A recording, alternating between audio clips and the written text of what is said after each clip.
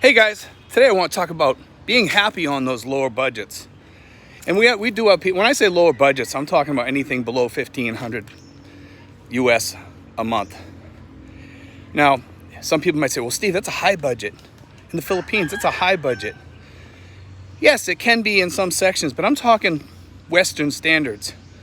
A lot of guys come over here, they want to live on the low budget, but they want to live Western standards.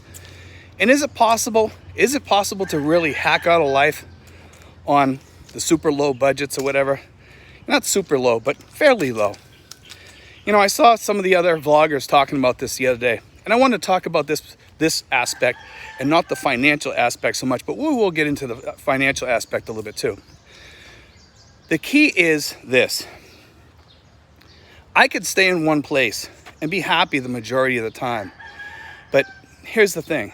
You have to have the things that you need to keep you happy. For the most part, what's that going to be? Wi-Fi? Possibly you need a pool, or you need a pool nearby, a place you can go by on the weekends and go swimming for a few bucks or whatever. There are places, hotels that will offer you like use of the pool for a cheap amount of money nearby you. A lot of people don't realize that. A lot of these hotels, you can go in there and you can use their pool for the day. A lot of the resorts, a lot of the small resorts, a lot of the hotels will even let you use the pool if you pay to use them, okay? So you don't have to go there and, stay there overnight to have use of a beautiful pool. You can just go there for a day use. There's a lot of resorts around too that have that. Check them out sometimes. There's a place near me, Villa Feliciano. I've gone there several times. I love the place. It makes me happy that I'm there. I can go there. It's a place where I got the sunburn, actually. I got a really bad sunburn. But anyway, I want to talk about that because here's the key. If you have a place that's your happy place, my happy place is swimming. I love being in the pool. I could stay in a pool all day. The problem is I burn. That's my problem. And I tell people, if you're not a pool person or whatever, you like being on the computer, you like watching movies and stuff, get a good Wi-Fi. And then get a decent house that you feel comfortable in. Now, for some people, they want the $600 a month place in Tagaytay. Could you still live on a low budget out there? You know what? I think you could. If you had at least one room AC there, I think your electric bill would probably be about $100 a month. So you're up to $700. The rest, food, transportation, not that much.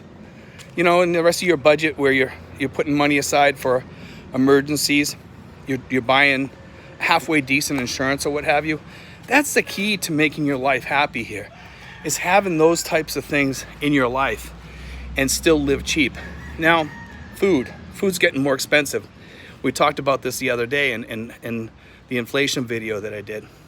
Okay, that is something that you have to sit down and say, how can I make this cheaper?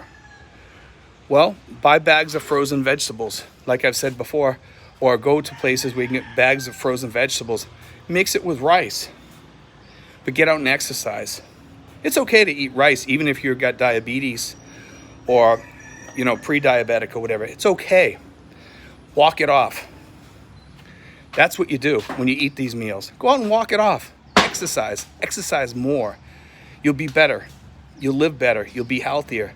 Start taking things like niacin in your diet to help you with cholesterol. Start eating more fruit and vegetables to get rid of your cholesterol. Start eating more oatmeal.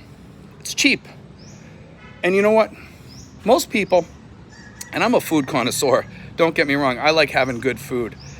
But could I switch down to the lower budget and be happy? Yes, I could.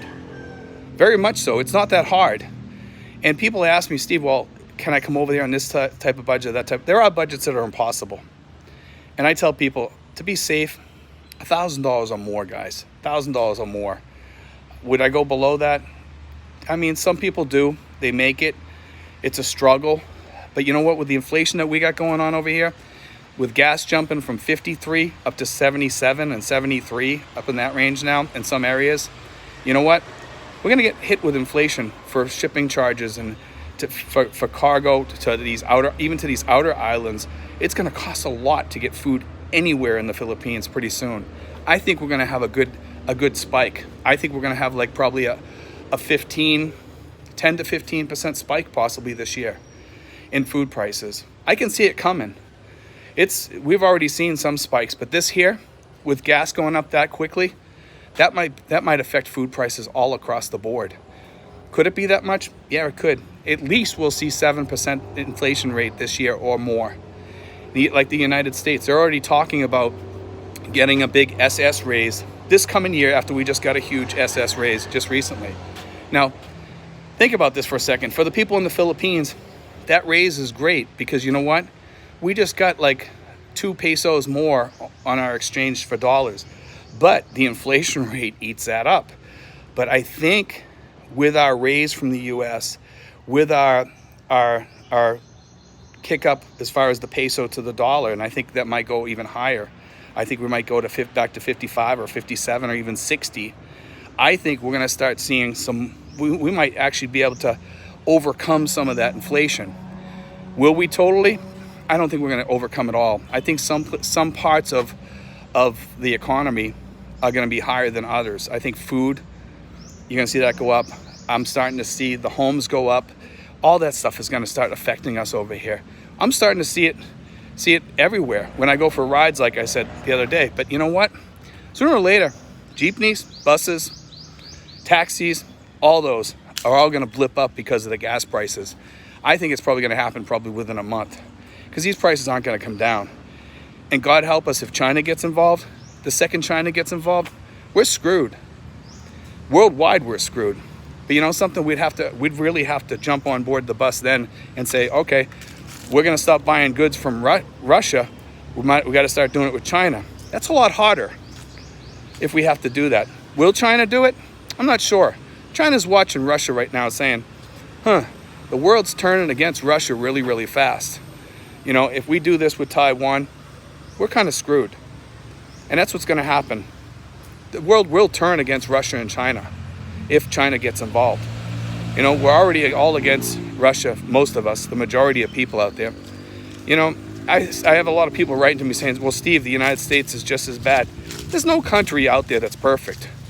The United States certainly has blood on their hands. Not as much as Russia, though. Russia killed 38 million Ukrainians back in the 20s and 30s. They starved them to death. I think it was like 38 million, somewhere around there. It was a lot. More than the Germans killed as far as Jews. They starved them to death.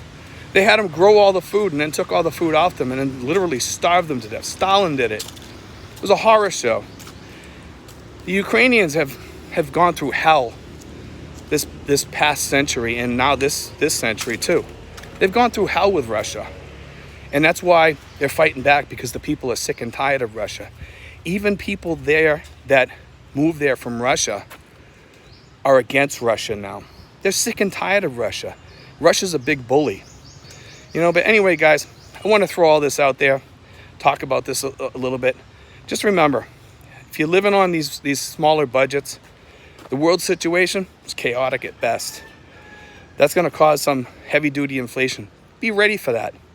Best to come over here prepared. You might want to stick behind and work another year or two if you can, whether it's doing security. I know some people say, well, Steve, I don't want to go back to work.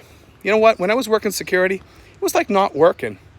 I used to sit in a car, watch a parking lot, and collect my paycheck each week. I was talking to my girlfriend, enjoying my life, and I was doing the work I was supposed to there too. I was doing my drive-arounds and checkups and talking to people and telling them to move their cars and stuff like that. But it was easy. It was easy peasy. It was just simple. It's the same as not working. You can also get what I used to call a dirt watch. Dirt watch is watching a bunch of bulldozers in the middle of a field. You sit there in your car. It's cool at night. You know, the guy comes by to check on you occasionally. You'll hear him honk at the gate. That'll be your supervisor checking on you, make sure you're awake. You know what? Easy. Easy work. Anyway, guys, just want to talk about that. I hope you enjoyed today's show, guys. God bless. Take care.